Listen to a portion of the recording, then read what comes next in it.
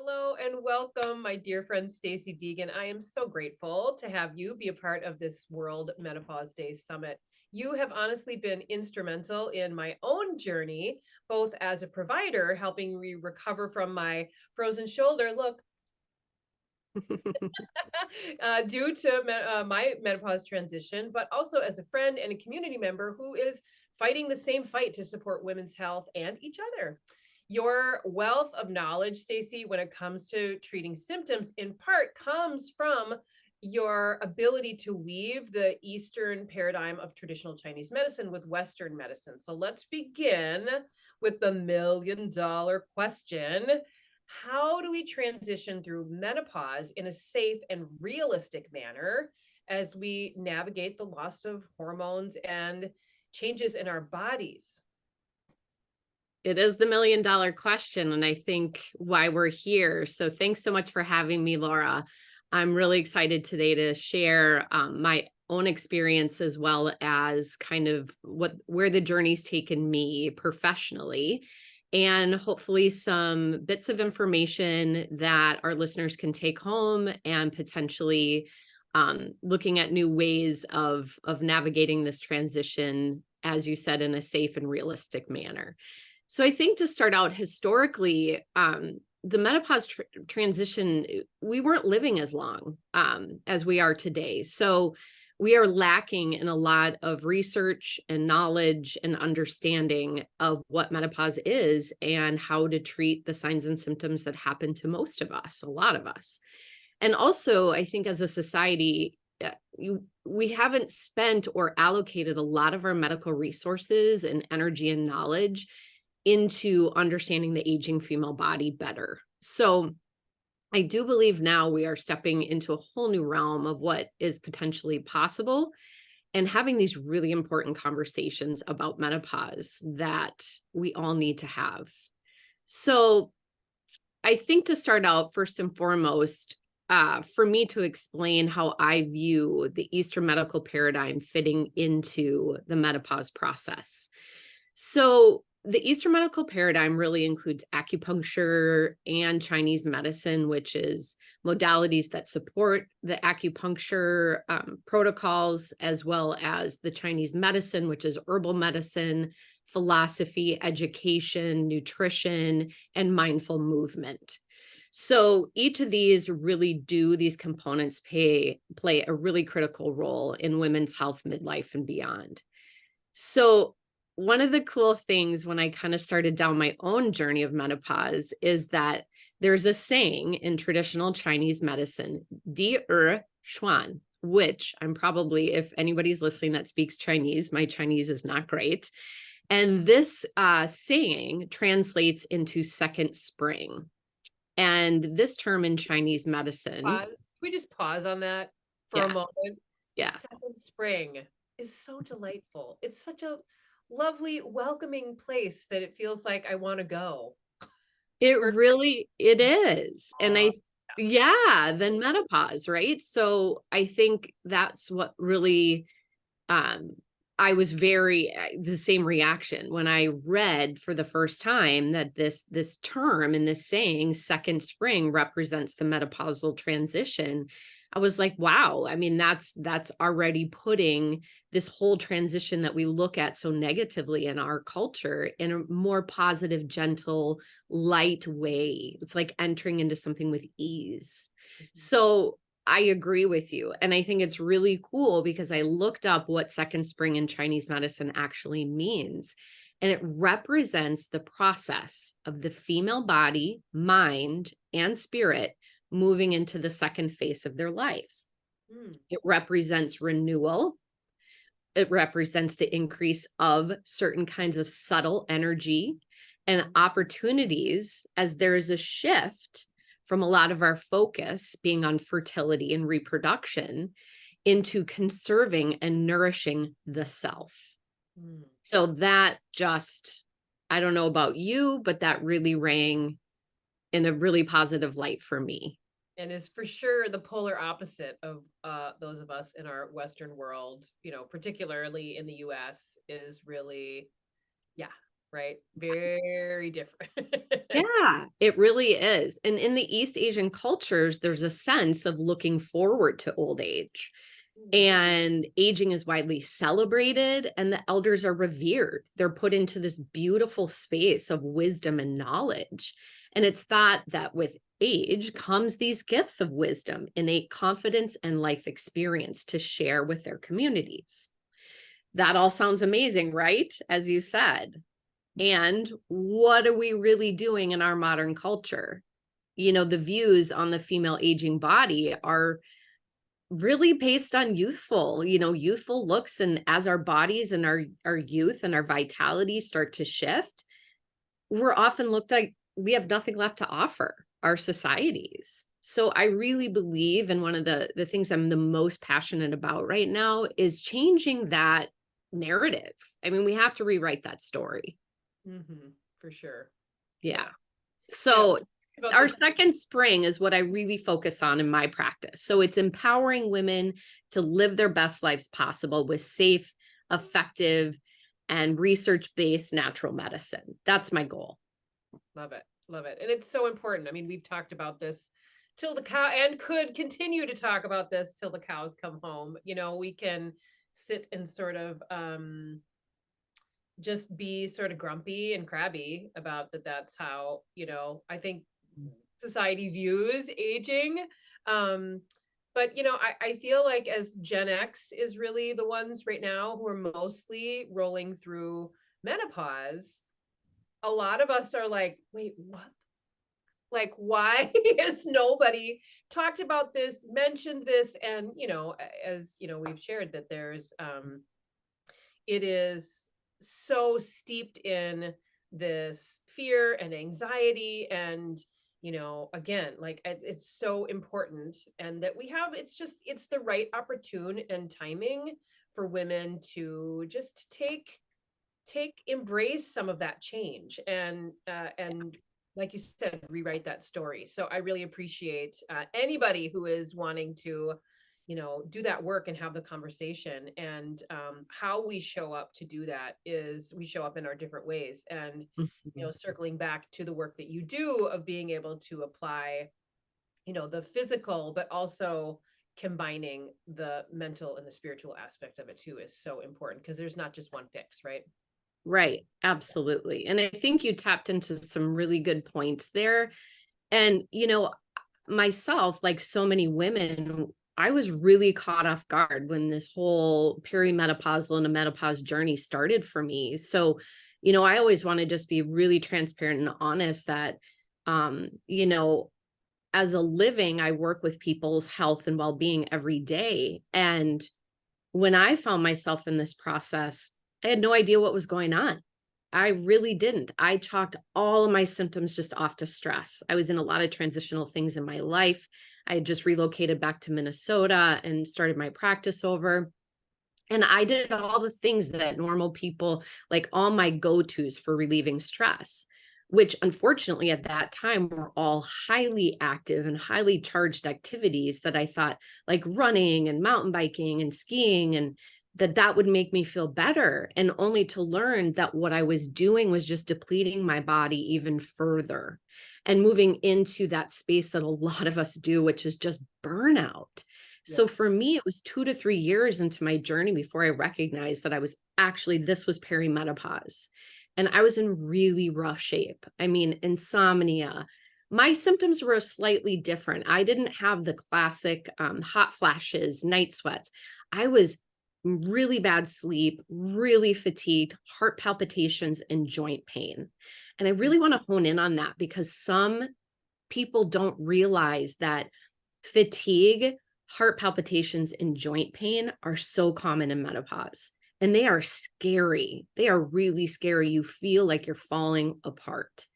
So I have to be honest, I was really embarrassed and really humbled when I actually realized what was going on. And then Yeah. I needed help. So that is when I really reached out and started to formulate a team around me, that became really the portal to my healing journey. So I also have to mention that a lot of this was happening to me during the pandemic, and that was just a triple whammy. But what I did, one of the benefits of coming out of through all of this during the pandemic is I was able to really dive deep into not only the Eastern philosophies and how we look at menopause, our second spring, but also the Western theories, and really educate myself through some amazing coursework and certifications to just start to educate myself on what was possible within this realm of healing. So for me, it ended up being, I found an incredible functional medicine physician, and we worked really closely together with things and decisions that aligned with me and I felt comfortable with. I also added an incredible acupuncturist who helped to the ends of the earth and back. I mean, I still to this day do not know how I would have gotten through that without that provider, and as well as a massage therapist and physical therapist. Can I So, ask you to just give us just a couple bullet points of what those people did to actually help you as a team? Does that make sense? yep. So So I would say the like functional medicine, medicine, yeah, yeah. the functional medicine physician that I worked with, we really did some blood work and did an overall evaluation of my health, my cardiovascular health, how I was sleeping, how my digestion was functioning, and really importantly, how my body was detoxing. Because when we're going through menopause, we're going through major surges of estrogen, progesterone, testosterone with major dips. And so if we're not detoxing and our bodies are really struggling with that, we can end up feeling pretty cruddy. And so we did a lot of analysis on, some blood work, seeing where my hormones were at. And then I did choose to go on hormone replacement therapy, which through conversation with her and also through my extensive research and knowledge now in this whole kind of debunking the myth that hormone replacement therapy is a horrible thing and it's not a good choice for anybody. It's not true. It can be administered in a very safe, productive manner when coupled with a very skilled physician who knows the pros and the cons and any potential contraindications. So I was a good candidate for it. And so I did start on hormone replacement therapy and have been off and on that at different points through my menopause journey since then. Mhm. So that was really from the Western perspective.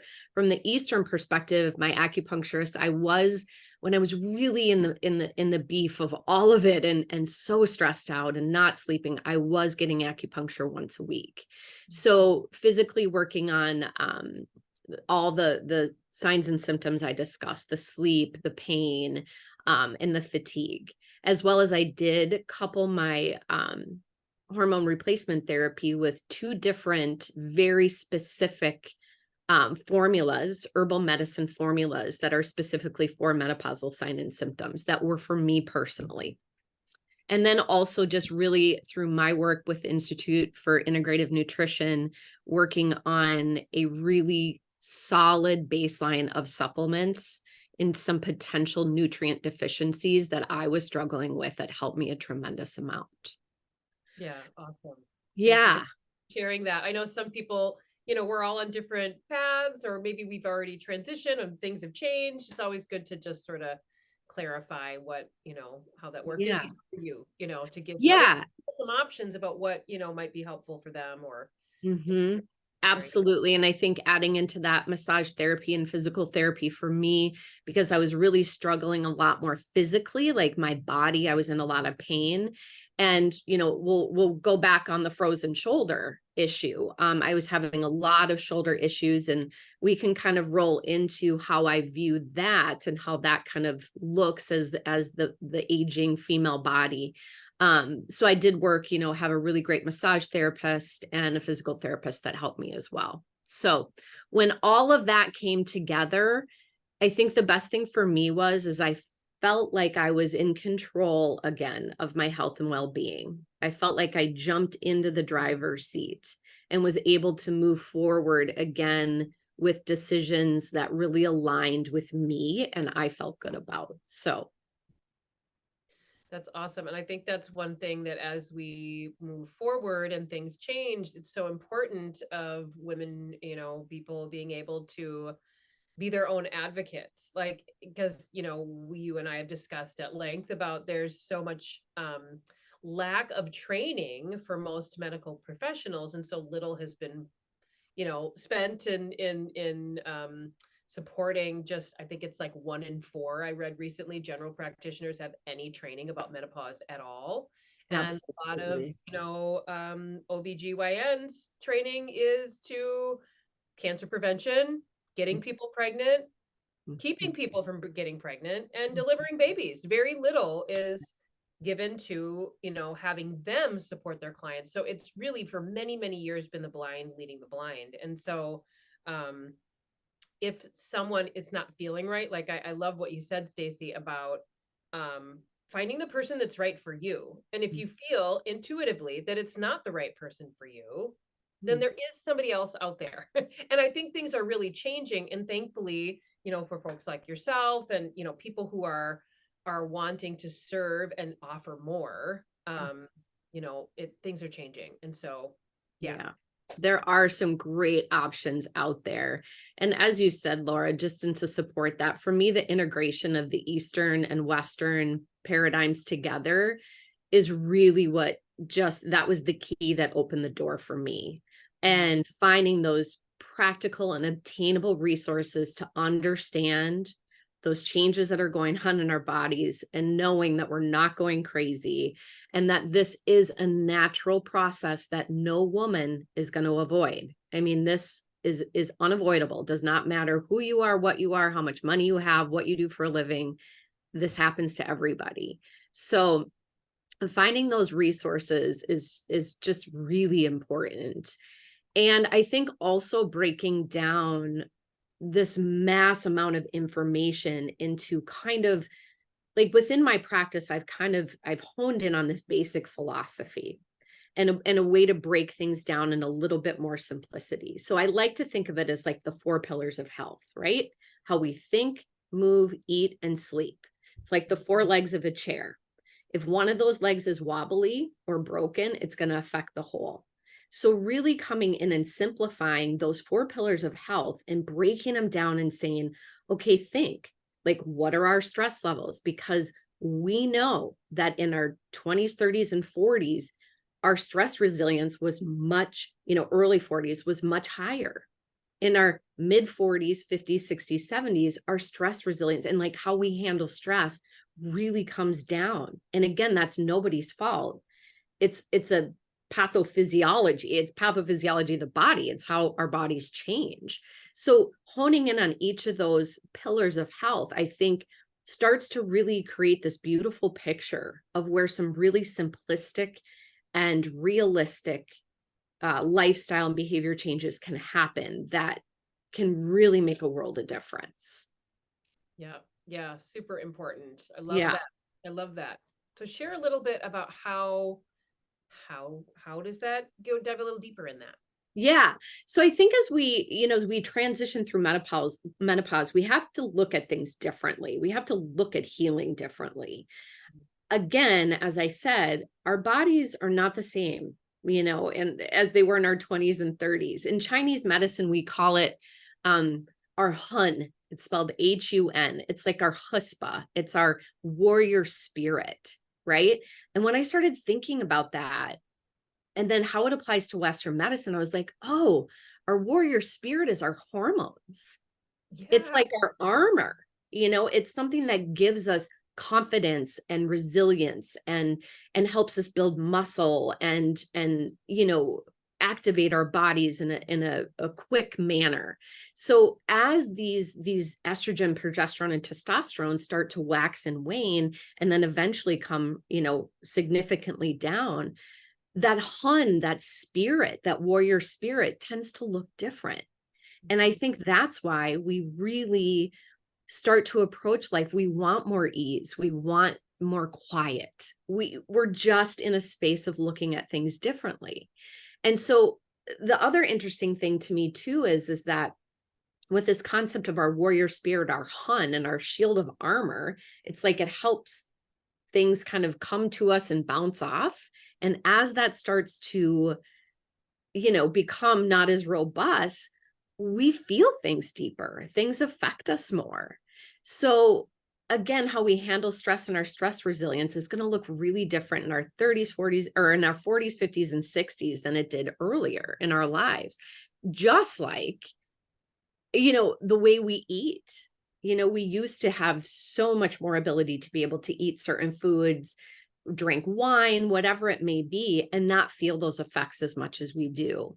And again, there's a pathophysiological manner that's happening in our bodies. So as our sex hormones start to decrease, things like our stress hormones start to increase, right? We have cortisol. Cortisol is, sometimes looked at the bad guy. It's not. It's basically our response to stress. And we need that until we don't. So if we're feeling those results of cortisol and stress coming in our bodies, but we have no way to regulate that stress, then we're going to feel that much more deeply. So again, what we eat, how we think, how we move, and how we sleep is going to affect all this a lot more at this point in our lives.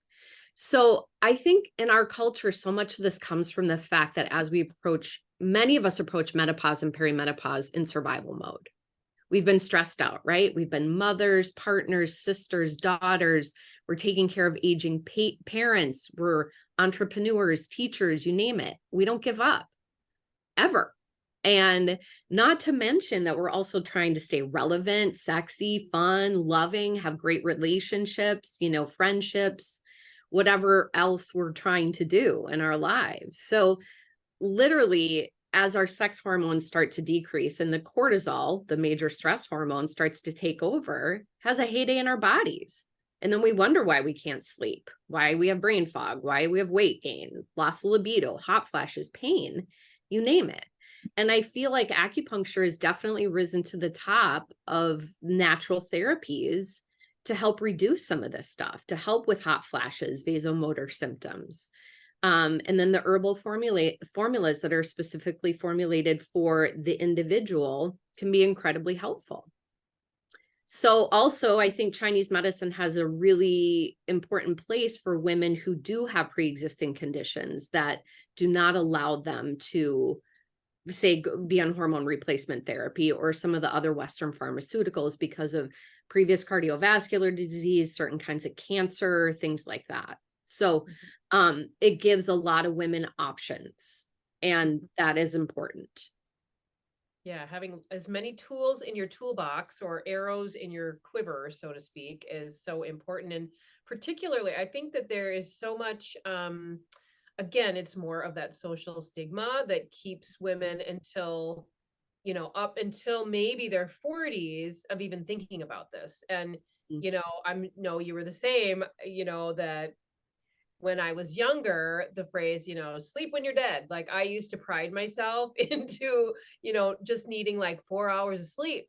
And when I rolled into perimenopause, it was like so blindsiding, and so sideways and so debilitating. I really feel called to, and I know you do too, to really get this message out to younger women to, have a heads up and to prepare going in. It looks different for everybody. Your symptoms are going to be completely different, and everybody's experience is completely valid, but man, don't you wish you would have had a little more of a heads up? I mean, as somebody who's also been, a healer and, provider and, who's worked in physical fitness and a massage therapist, like I also felt a little embarrassed that I didn't, like, Yeah. how did I not know this was coming? And so watch out, y'all. Yep. And Get it's so true. Yeah. And we're really blessed right now to have some brilliant minds in Western medicine and some female providers really coming out and educating the public in social media platforms, things like that, on the importance of recognizing this and that it's never too early to start thinking about this, because I think we do have that perception that we have all this time and that the decisions we make in our 20s and 30s aren't going to matter. They matter a tremendous amount. Because as I mentioned, if we're starting the perimenopausal process already depleted, it is just going to be 10 times harder for us to go through this. And I think that's where a lot of my just kind of almost sadness around the whole situation came from is exactly what you said. I wish I would have known. I might have done things different instead of feeling like I needed to conquer the world in my 20s, 30s, and early 40s and work as much as I could and make as much money as I thought I needed to and be in shape and bike and hike and ski and do all these things. I really, if I could turn back time, I would have spent more time in a place of ease, in a place of grace, in a place of wonderment. Mhm. And I would have given myself permission to feel and to look at my life as a whole and think more proactively, what does my future look like? I mean, I think it's really important to live in the moment and enjoy your life. I'm not underestimating the importance of that. And there's this whole sense of our well-being is cultivated on a daily basis. Mhm. So I think that that is definitely for me, and I know you and I have talked about it, part of the sadness was arriving to this space so unprepared and really depleted going into it. Yeah, yeah. So You sort of can't know what you don't know, and as I've said before, having a young daughter, I feel like I feel really called to also, change this stigma and open this dialogue so that the next generation who is rolling into their transition feels informed and supported, and I've said this before, dare I say celebrated, because it really can be this incredible celebration that is stepping into this new sense of self. So I really appreciate your work and our conversations, and as we begin to wrap up, what are some, final notes that you'd like to share? yeah, I just think one of the things that, has been really fascinating to me in my research in the past couple of years is literally finding out that so much of the time in our culture, we're just slow down, just say no, just create boundaries, meditate, and you'll feel better. And I think that that is a really unfortunate way to look at this process because there's so much going on with our hormones throughout our bodies that it almost isn't possible. That's a very top down approach, starting with the brain first and then expecting our bodies to follow. And the way I like to look at acupuncture and Chinese medicine is it's really tapping into your body first, tapping into that innate sense of how do our bodies heal? And that's what acupuncture is really good at. And through my research, I've been able to determine that there's actually acupuncture protocols. I've kind of designed 2 signature treatments that target specifically that balance of the nervous system. So we have the sympathetic nervous system, which is that fight, flight, and freeze, which this is where a lot of us live in today's world. And then we have the parasympathetic nervous system, which is the rest, renew, recover, where a lot of us want to be, but we're not getting there. And if you think about the pathways within the body of how the sympathetic nervous system travels, the sympathetic nervous system lives basically in our mid back, in our thoracic region of our back. And it innervates, so it's like right in between your shoulder blades, right? And what is one of the most common things as main complaints that come into my clinic for women? Back pain. My shoulders are killing me, just all of these things over the years have really started to make sense to me. Frozen shoulder. Because as we know, if there's stagnations and tight taut bands within that section of our body, everything's just going to start to shut down. So the ability to go in there and actually treat that part of the body and break open that fascial adhesions frees the body of not only that stress response and stress state, but also alivens and creates more fluidity within that part of the body. And then on the opposite side of that, we have the parasympathetic nervous system, which lives at the base of the spinal cord, back in the occipital region of the head, and innervates down through the vagus nerve. The vagus nerve is incredible. It innervates every single one of the organs, right? And so what do we hear all the time in yoga, meditation, whatever? Take a deep, long breath from our low belly. That's the vagus nerve. It inserts right below the belly button.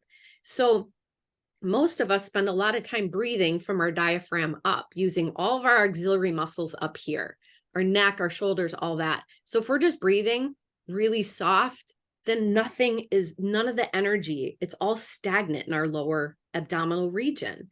So doing acupuncture in those areas can really help align that homeostasis. And I think that's one of the things I've been the most fascinated about in my research and applying Western anatomy and pathophysiology to the wisdom of the Eastern medical paradigm has just been beautiful to see what work can be done. And I think it's limitless. And I'm seeing great results with women really finding relief. So that's my passion. Second Spring by Stacey is my new kind of signature, passion, working with women midlife and beyond to live their best lives possible, given any state that we're in at any given time. So that's kind of what I'm excited about. Yeah. I love it. I love it. Thank you, Stacey, for sharing your passion and your wisdom today. I'm grateful for your work and your friendship. Absolutely. Thanks for having me, Laura. Yeah, yeah. Happy World Menopause Day, everybody.